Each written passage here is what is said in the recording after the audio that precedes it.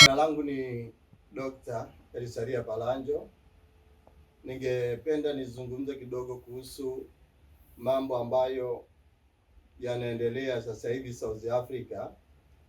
Tumeona kwamba ndugu zetu wa Tanzania na wale wengine ambao ni wahamiaji ambao wako South Africa, kuna changamoto ambayo imetokea kwamba raia wa South Africa wanashambulia watu ambao ni wale wageni ambao au wenyeji ambao wa South Africa wanawavamia na kuwaumiza kwa kuwapiga wahamiaji kutoka kwenye mataifa mengine. Katika hii video ambayo unaiona ambayo inachezwa mahali hapo, unaweza katika ile original voice utasikia wanaongea Kiswahili. Nazo nchi za Afrika Mashariki ambazo zinazungumza Kiswahili, lakini kwa taarifa watu wanasema aliyekuwa anapigwa, kwa taarifa za awali wanasema ni mtu ambaye alikuwa anazungumza Kiswahili na wanamtaja kama Mtanzania. Sasa kwa sababu mashambulizi yamekuwa makubwa sana South Africa, na kule tuna watoto wetu na tuna ndugu zetu wengine, lakini pia tuna ushirikiano ambao Tanzania na South Africa imekuwa nao kwa muda mrefu sana wa mambo ya wanafunzi. Kuna wanafunzi wanatoka Tanzania pia wanaenda South Africa, lakini kutokana na haya machafuko, ningependa kushauri mambo machache. Serikali ya Jamhuri ya Muungano wa Tanzania wachukue tahadhari. Jambo la kwanza ambalo ningeshauri ni kwamba ofisi ambayo inahusiana na mambo ya mawasiliano au diplomasia ya mambo ya nje na ushirikiano wa kimataifa, ni vyema sana wachukue wapate muda wafanye kikao cha dharura kwa ajili ya kujadili hali ilivyo. Wenyewe watengeneze plani yao jinsi ya kuweza kuwalinda. Mada kubwa hiyo ni jinsi ya kuwalinda Watanzania ambao wako South Africa. Tumeona kwamba polisi na serikali ya South Africa imeshindwa kuwalinda wahamiaji, hivyo italazimika kwa namna yoyote itumike diplomasia, itumike ofisi ambayo inahusiana na mambo ya mambo ya kimataifa, ushirikiano wa kimataifa kwa ajili ya kusimamia jambo hili. Jambo la kwanza. Jambo la pili, itumike diplomasia ya mahusiano ya kimataifa. Mataifa haya yakae, yani Tanzania pamoja na South Africa, siwezi kujumlisha watu wote katika Afrika, lakini nikizungumzia Tanzania pamoja na South Africa, kuna mikataba ambayo inazungumzia mambo ya ushirikiano. Moja ya mkataba ni ile ambayo inazungumzia mambo ya mahusiano, ni pamoja na mkataba wa SADC. Tuna mkataba wa SADC, lakini pia tuna umoja wa nchi za Kiafrika unazungumza kuhusu habari ya ushirikiano.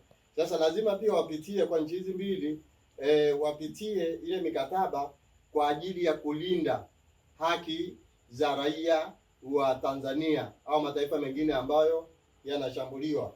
Lakini jambo la tatu ambalo ningependa kuishauri serikali ya Jamhuri ya Muungano wa Tanzania ni kwamba wapeleke misaada ya dharura, ikiwa ni pamoja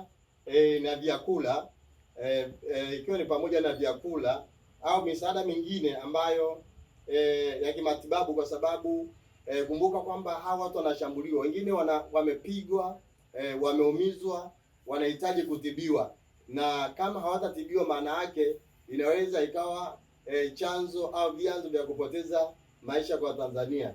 Ili tusije tukasikia kwamba Watanzania wamepoteza maisha, basi iwepo misaada ya dharura, ikiwa ni pamoja na chakula, malazi, matibabu, yaani sehemu ambazo wao Watanzania wanaweza wakawekwa kwa pamoja na wakaweza kuhudumiwa wakati mambo mengine yanafanyika kwa ajili ya mambo ya kidharura. Lakini pia ubalozi pia lazima kupeleka timu ubalozi lazima kupeleka timu au timu kutoka Tanzania ipelekwe ubalozini, ipokelewe na ubalozi ambao uko pale South Africa, kwa sababu ya kuweza kuwasaidia watu hawa. Lazima nchi ichukue tahadhari au jambo la kidharura. Lakini pia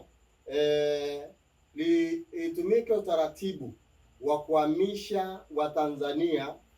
Wanasema hii lazima ifanyike kwa hiari, kuhamisha kwa hiari, lakini wale ambao watakuwa na uhiari wa kuhama, hasa kutokana na hatari ambayo ipo, basi ndege inaweza ikatumwa kutoka Tanzania na kwenda South Africa kwa ajili ya kuwachukua Watanzania ambao wako mahali pale, kuhamisha ndugu zetu na kuwarudisha nyumbani wale ambao wamekwama South Africa. Na wakati sasa hivi wengine wameshapotelewa na fedha kama hivi mapigano yanavyoendelea, kama mtu amebeba pesa ni rahisi kupoteza, au wakati mwingine mtu ameenda kule kwa ajili ya kutafuta maisha, hajajipanga kwa ajili ya kurudi, hivyo anaweza asiwe na nauli. Hivyo ni vyema sana kwamba serikali ipeleke msaada wa usafiri kwa ajili ya kuhamisha watu sasa wale wa Tanzania kutoka South Africa kuja Tanzania, hasa kwa wale ambao wenyewe wameridhia. Lakini jambo lingine ambalo ni muhimu ni kutoa elimu ya tahadhari kwa wale ambao sasa hivi wanaenda au walikuwa kwenye plani za kwenda South Africa. Mpango au balozi zisitishe kwanza safari za kwenda South Africa, na pia kuweka elimu kwa wale ambao sasa wako kule, wale ambao sasa wanaishi kule, jinsi gani ambavyo wanaweza kujilinda, kwa wale ambao watasema kwamba hauwezi kutoka labda kutokana na mikataba ya kikazi au mambo mengine. Kwa hiyo mambo hayo yote lazima yafanyike. Lakini lingine ni ulinzi wa haki ya binadamu. Yaani Afrika imekuwa na watu wa ajabu sana ambao wanavunja haki ya kibinadamu, na hakuna hatua stahiki ambazo zinachukuliwa. Kwa mfano, tumekuwa na mianya ambayo kama vyombo vya usalama vinaweza vikaachia. Kwa mfano, unasikia mtu ameuawa sehemu fulani, na baada ya mtu kuuawa watu wanachukua mwili wanapeleka labda mochari au kwenda kuzika, lakini wakati fulani unaweza usione hatua sana ambazo zinachukuliwa na serikali kuhusu habari ya watu hao ambao wamefanya huo uhalifu. Sasa hii inaenda taratibu, sasa ndio inaanza kutengeneza vuguvugu la mapigano, kuona kwamba binadamu thamani yake imeshuka. Mtu anaweza kushambulia mwenzake na kuweza kumuumiza. Kwa hiyo haki za kibinadamu lazima pia ziwepo mapitio maalum kuziangalia haki za kibinadamu, na watu ambao wamefanya mambo haya wa South Africa lazima tuone kwamba sheria inachukua mkondo wake, la sivyo basi inakuwepo zile haki za kibinadamu hazijafuatwa. Lakini pia ushirikiano wa kikanda, kutaka serikali kushirikiana na nchi nyingine za Afrika kupitia jumuiya ya SADC au kutafuta suluhisho la kudumu. Kuna jumuiya ya SADC ambazo kuna jumuiya mbalimbali ikiwepo jumuiya ya SADC, lazima wakae chini sasa watafute suluhisho la kudumu, kwa sababu jambo hili si jambo la mara ya kwanza, limekuwa likijirudia sana South Africa. Lakini jambo lingine la kufanya ni mawasiliano ya umma kati ya serikali, itoe taarifa za mara kwa mara kuhusu hatua zinazochukuliwa, yaani nini ambacho kinaendelea. Kwa mfano, mtu ambaye yuko kijijini na mtoto wake ambaye yuko South Africa, basi ni vyema kwamba serikali itoe taarifa mbalimbali ya mambo ambayo yanaendelea. Lakini ni vizuri kufanya tathmini ya uharibifu ambao umetokea au madhara ambayo yamewapata ndugu zetu ambao wako South Africa. South Africa imeshindwa kuwalinda raia pamoja na wahamiaji. Hasa nikizungumzia wahamiaji, South Africa imeshindwa kuwalinda, lakini imetengeneza mpango wa kudumu wa laana. Yaani jambo ambalo South Africa nalifanya sasa hivi ni kutengeneza laana ya kudumu katika hili taifa.